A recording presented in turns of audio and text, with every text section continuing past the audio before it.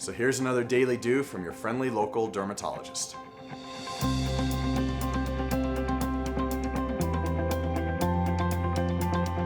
All right, marijuana. Let's talk about it. And it's not just because I live in Colorado, the mile high state, but it's because CBD is a big topic in cosmetics and oils and natural medicine.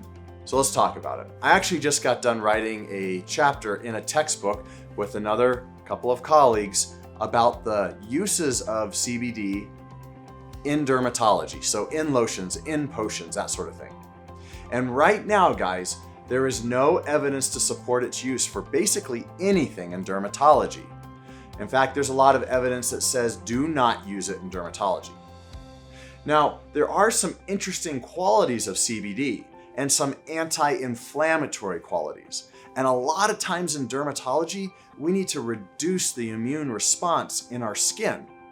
So I do think in the years to come, once we figure out a way to ensure purity and concentration, which we do not have right now, but once we have purity and concentration locked down, then we can do the good studies to demonstrate what the uses of CBD are for dermatology.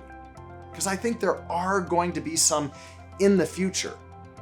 But right now, the products that you get over the counter and in these natural medicine places, they are tainted with pesticides, rodenticides, so killing pests, killing rodents, killing bugs. They have huge amounts of those in them. There's no purity for these products. They're very dangerous. And because marijuana is a great plant for taking heavy metals out of contaminated soil, a lot of these are contaminated with heavy metals as well.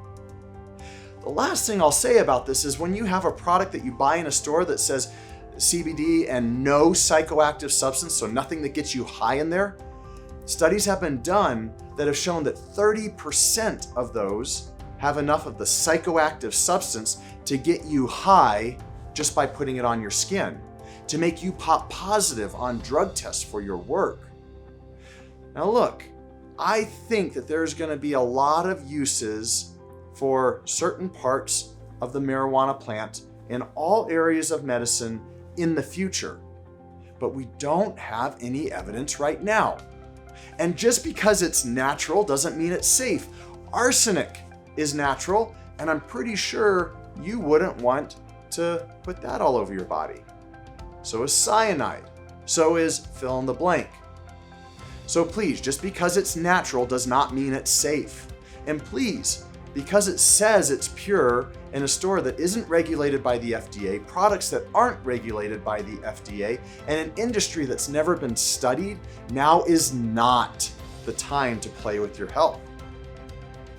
So please, please, please encourage your local politicians and the scientific community to do what we are supposed to do to safeguard you, and that means doing good studies.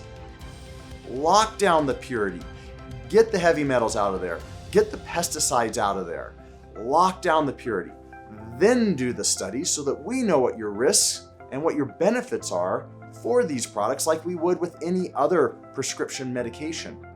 And then once we can have an honest conversation with you about the pros and the cons from a trusted, verified, purified source, which there is none out there right now, then we're going to have some uses for this product.